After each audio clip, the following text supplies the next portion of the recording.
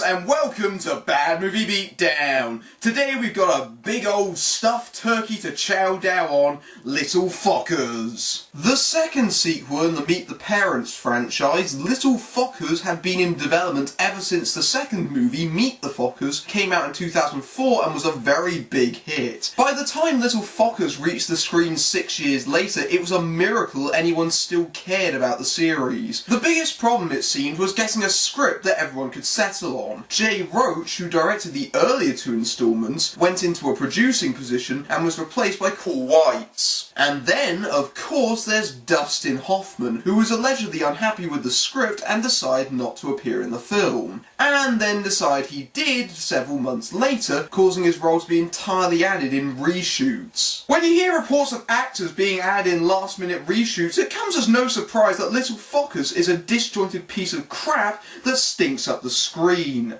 Let's roll this thing. So our film begins with Gaylord Focker, played once again by Ben Stiller, and his family, including his wife Pam, played by Teri Polo, and the titular Little Fockers, twins Henry and Samantha. Incidentally, I'll be referring to Gaylord by his nickname of Greg through the review because, believe me, it's a lot less funny after hearing it 30 times. Trust me, I watched the movie. Oh, and the kids have a handful of defining characteristics. Henry is lonely and only has a pet lizard for a friend, and Samantha is not speaking to Greg and is into violence. If your 4-year-old child has a fixation on knives and MMA, call a psychiatrist because they're going to grow up to be a murderer. Greg goes to work at Chicago Memorial Hospital, where he meets a drug rep played by bad movie magnate Jessica Alba. And what's her name, you ask? I'm Andy Garcia. You have a lot less stubble in person. Widow's Peak, sort of tough guy. I was just kidding. Of course I know who Andy Garcia is. You know, the joke was so much more funny when you explained who Andy Garcia was. Andy wants Greg to give a presentation on the drug she is selling called Sustengo, which is an erectile dysfunction drug aimed at patients with heart problems. It's not exactly subtle that Andy wants Greg for this because she has a crush on him. And if that's too subtle, it's followed up by an enema flirting scene. You got this? Yep. All right, take a nice deep breath. And focus on relaxing your anus. That's right. You just want to let it dilate, sort of like a flower opening up. Blossoming lotus. I'm just gonna stick it in a little further. Oh, I'm going to release the clamp. Better. How's that? It's great. Complete with a soap dispenser cum shot. We're not even 10 minutes into the movie and already they're pulling out the disgusting bodily functions jokes. In other words, get out while you still can! Greg gets a call from his mother, Roz, played by Barbra Streisand, who inexplicably has a TV show now. Of course, it's at this point we have to paste in Dustin Hoffman's Bernie, where he's apparently in Spain getting flamenco classes because he's going through what Roz calls the manopause. Don't they have flamenco classes in America? Oh, right, we have to write them out of the plot because we've already shot the bloody movie! Meanwhile, we cut to the Burns household where Jack, played once again by Robert De Niro, has become obsessed with genealogy. Jack's other daughter, Deb, has become separated with Dr. Bob, which Jack is not pleased about. And you know what's the most shameful thing about De Niro in this film? He's one of the producers! So this shit stain on his legacy, it's partly his fault. Oh, how the mighty have fallen. Dina, Jack's wife, played by Blythe Danner, goes to visit their daughter. That night, Jack starts to have a heart attack, including a painfully stupid scene where Jack defibrillates himself using the wires of the lie detector. You remember the lie detector from the first one, don't you? Gotta work it in somehow! Pam and Greg get a call on Skype from yet another returning character, Kevin, played by Owen Wilson. Kevin! Hey, you need a refill on that goji berry smoothie? Greg, you know Deepak Chopra, right? Hi, Mr. Chopra. It's always nice to have a pointless Deepak Chopra cameo to remind audiences that this is just as unfunny as the Love Guru. Kevin wants Greg to give him advice on how to propose to his girlfriend. Kevin thinks of doing an extremely OTT proposal, complete with Russian MiG fighter jets, but Greg suggests maybe go for smaller and speak from the heart. Yes, the obvious punchline to this joke is exactly what you think it is and just as unfunny. At at dinner, Jack calls up Greg to tell him about his heart attack. Everything okay? The doctor said I was a lucky man. I've just got to watch my diet and keep my stress level down. Wow, okay. I was able to keep this on a need-to-know basis. And right now, you're the only person who needs to know. I'm not exactly sure how you keep a heart attack quiet, but I'm sure it probably helps when the hospital don't even keep you overnight to check your condition. Now, my geological research has allowed me to track the Burns family as far back as 1643. There's always been a patriarch to lead our family through good times and bad. The next in line to the throne, Greg, is you. Me? Doesn't Jack already have a son of his own? You know, Puff the Magic Dragon from the first movie? He's even on the genealogy tree, for crying out loud. And exactly where the hell has he disappeared to, huh? Because he's definitely not going to show up in this movie. So I ask you, Greg, are you prepared to be the Godfocker? The Godfocker. The Godfocker. Why does De Niro insist on dragging his legendary status through the mud like this? It was bad enough when he was spoofing the talking to me scene from Taxi Driver in Rocky and Bullwinkle, but the Godfocker? The Godfocker? This is both a new low for De Niro and the bloody Focker puns. His new title gives Greg some newfound confidence. You gonna have your lasagna? No, thank you. Henry, I'm your father, and I'm requesting of you to eat the lasagna. Fine. Good. Alright, we have vomit, which means that's another bodily function we can cross off. We've still got piss, snot, saliva and toe jams to deal with, as well as earwax, but they've still got 77 minutes to go, so I'm sure they'll reach them in due course. 2 weeks later and the in-laws come to visit. They have dinner and Greg has cooked turkey for the occasion. Daddy, can I ask you a question? Absolutely. Can a girl poop from her vagina? Kids say the darndest things, especially when hack writers put in crude lines that have nothing to do with the rest of the scene. Greg does a poor job when cutting the turkey and does worse when Henry's lizard crawls across the table. It's kind of like...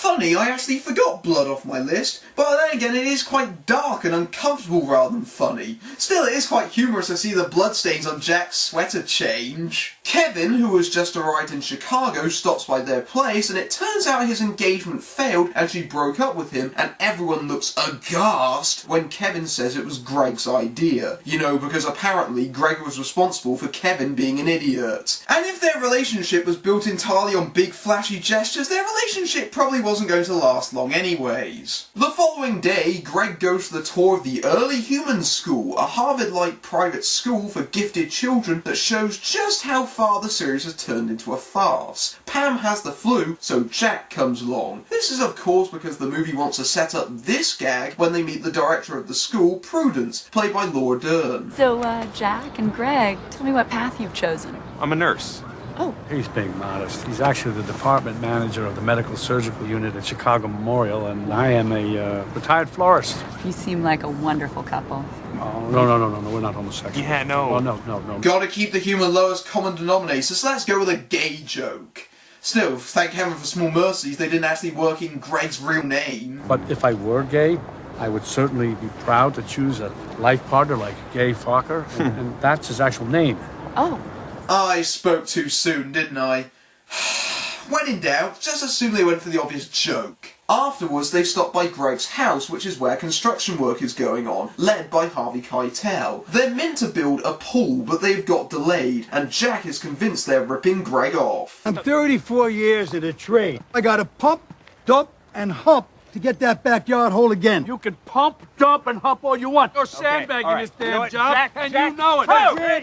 Look at that pit. You know, seeing this reminds me of how they both starred together in the gritty mean streets 40 years ago, and now they're just sad old men trying desperately to be funny in Little Bloody Fockers. Jack gets Greg to move the truck despite Keitel's protests, and you know this is going to go wrong, as Greg accidentally dumps the dirt right onto Jack's head. Incidentally, this is the last time we ever see Keitel, who obviously had a bigger part at some point. Bye! Bye! Jack watches Roz's show where she claims that Greg and Pam are having relationship problems. Greg calls Pam and Samantha overhears them talking about Andy and boners, relaying the information to Jack, who is suspecting that Greg is having an affair in an extremely obvious plot point. He decides to follow Greg as he is going to the hotel for the Sostengo presentation. Unfortunately, Greg catches him. Not even once, but twice, culminating on him leaving the L train at an earlier stop. For a guy who's worked in the CIA for all those years, Jack's tailing technique really sucks. Greg arrives at the hotel being greeted by an excited Andy.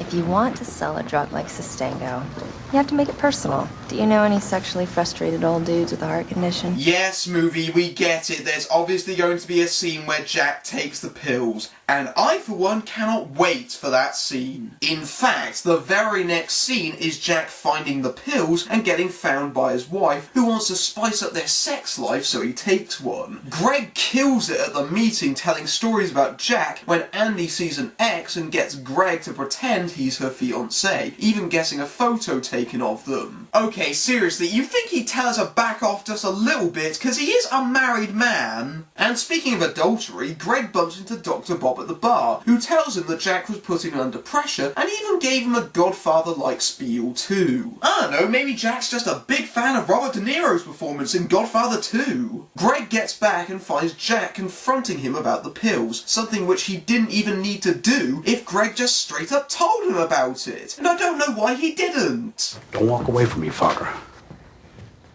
Did you take one of those pills? And the label clearly states that it's safe for heart patients. Yes, but you need a prescription after you've had a thorough examination. How long have you had that situation for? Stop avoiding the question. There you have it, folks. This is what Robert De Niro, one of the most iconic and revered actors of our time, has been reduced to these days.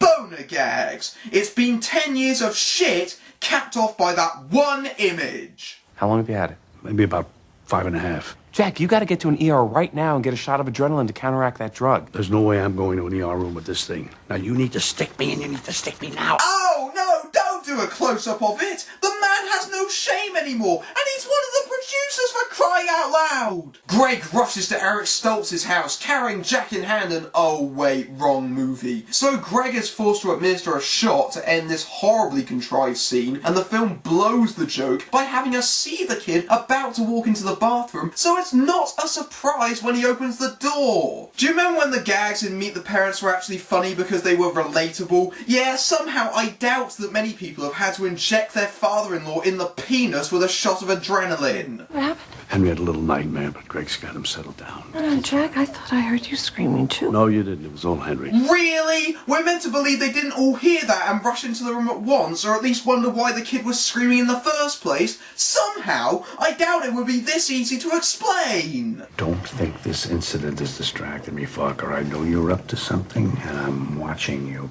I have eyes too. I'll be watching you. Watching me. We're honestly going to do the same I'm watching you gag again? I mean, these characters haven't even progressed since the first movie. For each sequel, they just hit the reset button like a bad sitcom. The following day, Jack rings up the CIA to try and get info on Andy. The film is so straining for a laugh that Jack's code name is Santa. The contact tells him to use the Googles to get the info instead. And no points for guessing what happens on Jack's first try. And are we seriously going to do jokes about discovering Google? That would have been an old joke when the original movie came out in 2000, let alone in 2010. Jack ends up finding Andy's MySpace page, another outdated thing by the way, which has racy photos and a snog with Greg on there, further fueling Jack's fears of infidelity. The following day, Kevin shows the others his place so they can stage the kid's birthday party there. Kevin, is that a tattoo on your back? Is that Pam? This is actually a very flattering portrait of you, Pancake. Oh great, another dead horse for a running gag that's been brought back with no subtlety whatsoever, just idiocy. The thing that really gets me about this is how impressed Pam's parents are. They shouldn't be impressed with this at all, it's actually just really, really creepy. Of course, we can't stay on anything for very long in this car crash of plot threads, so it's back to the early human school for an interview as Prudence puts the kids through some tests. You mean this movie called Little Fockers actually has something to do with the kids? Who would have What? They're in this movie so little they might as well not have been born. Okay, that sounds a little bit harsh, but you catch my drift. It's almost like they're not even there. Family. Oh, hey, Henry, let's see what you've chosen to draw. Damn it, movie, why did you have to remind me of that scene again? I was trying to scrub it from my mind before my next viewing of Heat. It turns out that the Jack-supported Samantha is very bright, whilst the Craig-like Henry is a bit dim. There's a theory that in certain cases, one twin gets an extra chromosome from the father, while the other sibling gets an extra chromosome from the mother's side. Sam might be 3/4 Burns, whereas Henry could very well have a double dose of Focker in him. Pull my finger. Double dose. Ah yes, fart joke. Check. Tried and tested. You know, the movie really should be about this stuff at the early human school. This is the most interesting part of the movie, and it's about the little Fockers, not another reiteration of the Greg and Jack conflict. We've seen that before over the last 2 movies, and it's just stale now. Of course, the movie isn't about this because Henry falls off a rock climb and ends up fracturing his arm, and the early human school subplot is never resolved or heard from again. That's right, a major subplot with the kids is just tossed aside.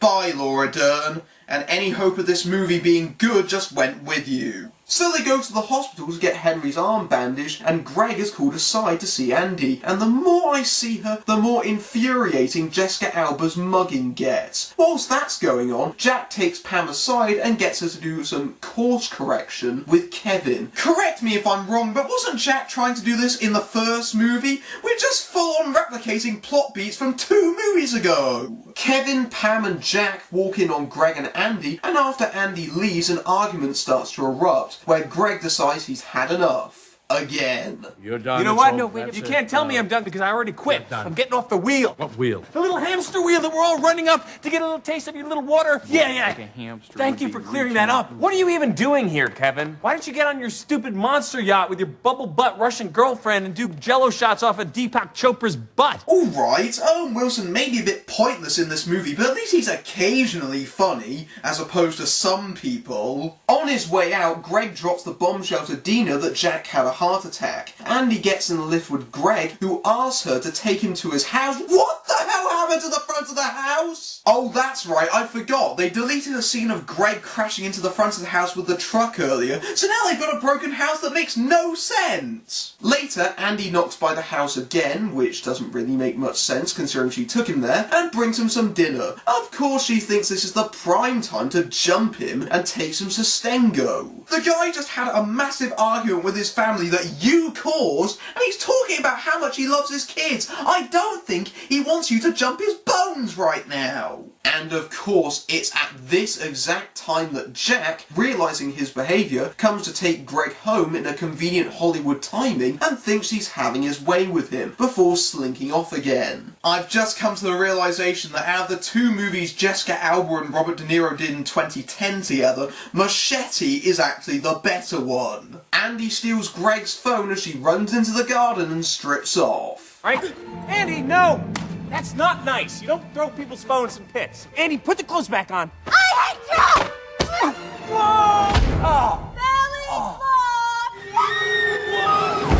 Somehow Jessica Alba's got worse as a comedian since Good Luck Chuck, and it's ironic how the woman who's famous for not doing nudity in her movies is always the one they hire to strip off. So it's the day of the little Focker's birthday party at Kevin's place, which this film has been half-heartedly building towards when not addressing the 90s subplots competing for attention. I've got a little surprise for you, Jack.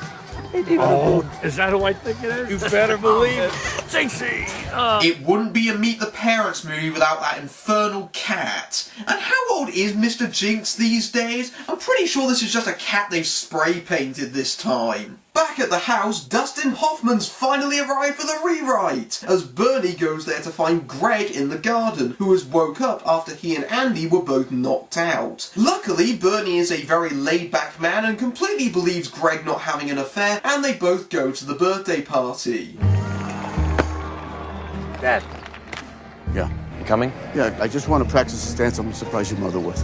Go ahead. I'm just gonna do something stupid so they can re-edit the movie around me, son. Just go right ahead, and I'll be rewritten in right behind you. Whilst Kevin is doing a complicated choreography for the kids, the Fockers have a reconciliation. So beautiful.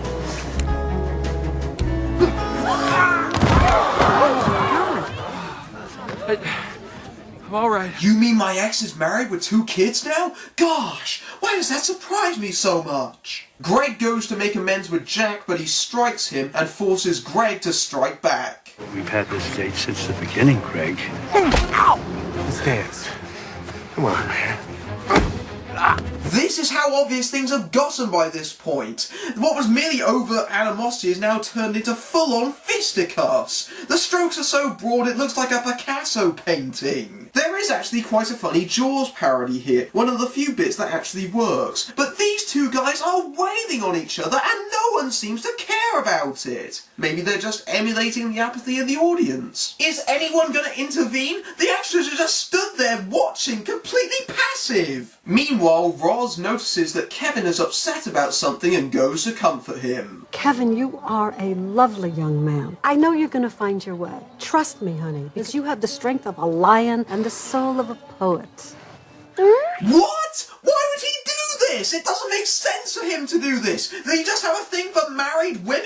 Bernie sousers in, and thank God he's one of the most forgiving people on the planet, because the issue resolves very quickly and he goes to have sex with his wife. I swear, they must have written the script for Dustin Hoffman scenes while they were on their lunch break. They don't even try to give him anything to do or make him interact with the other characters. Of course, something has to stop Jack and Greg, and thanks to Kevin's wonderful generosity of plot contrivance, Mr. Jinx has Henry's pet lizard in its mouth, forcing the 2 to chase it, when Jack has another heart attack as a result. Oh, and suddenly now everyone cares. 2 guys fight across the party and no one notices, but one guy having a heart attack, and they're all around him in a second. Having served its dramatic convenience, Mr. Jinx runs by to allow Greg to catch it and get it to spit out the lizard. They call an ambulance and Jack tells Greg that he now realises that he was telling the truth. You know who hasn't been the centre of attention at their own birthday party? The twins! You know, the characters this movie was supposedly about! And now we get a blatantly tacked on Christmas scene that was obviously added because the film was released at Christmas. And also so I can justify this being a Christmas special. Here, Jack, this is a little something from Bernie and me.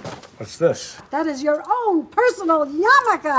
Oh, what are those little Jewish hats? We know that you're into that genealogy stuff, so when I was nursing you back to health, I took the opportunity of snipping a couple of your pubes. I sent it to one of those DNA testing sites. Turns out you are 1/23rd Israelite. Welcome to the tribe, Jack. We've even gotten to the point where Jack's underlying anti-Semitism, which was before only implied, is now exposed for all to see, because that's just hysterical. Merry Christmas, you bigoted old bastard! I'm really happy that we can all be here together for the weekend. We'll part ways, and you guys will return to your homes in your own respective states. Cheers. Cheers. Actually, sweetheart, your dad and I have a little... Gaylord, we're moving to Chicago. Just bought the house 2 doors down. Isn't that great? They're moving here, then we're moving here. Good. Oh, wait a We'll minute. live together. No, One we should big discuss- happy family. No. Oh no, not another sequel. No, worse. It sounds like a spin-off TV series. Oh Jesus, when I said it was sitcom, I didn't mean to give them ideas! And then we awkwardly cut back to what was clearly intended to be the original ending, where Jack finds a YouTube video of Greg Sostengo presentation at the hotel, including a remix version. Burns, Jack Burns, candidate for the drug, obsessed with sex. Burns, Jack Burns, not getting enough. Hey, Focker, I got nipples. Wow. Can you milk me? The circle of trust goes round and round. Jack. Circle of trust goes round and round. Jixie cat, I love you. The Godfocker.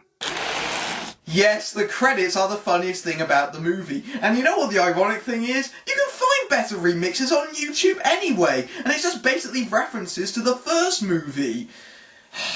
Basically, that's the movie in a nutshell. It was done better, and it was done better 10 years ago. Little Fockers is a comedic catastrophe. The original Meet the Parents was an exaggerated and funny satire of an awkward situation we're all familiar with. But whatever comic mileage from the setup has been used long ago, and in desperation the film resorts to bodily function humour instead of genuine laughs. The characters by this stage are caricatures, and the filmmakers feel the need to jam everyone in, resulting in most of them getting nothing to do and total plot dead ends. It feels rewritten and re-edited, and the cast seem to be thinking of their next mortgage payment to get themselves through it. This is most nakedly exhibited by Dustin Hoffman, whose late edition is frankly awful. Oh, and the one new element that could have saved the film is completely ignored of going through the motions yet again. It's nothing but a great big Christmas time turkey of a movie that leaves you with nothing but an empty wallet and no laughs.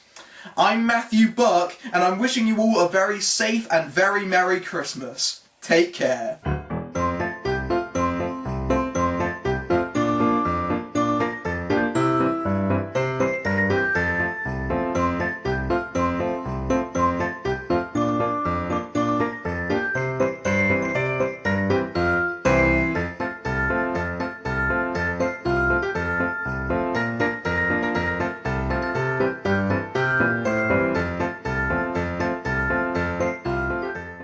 Stick me now. I'm having a dick attack. Stick me. Shh.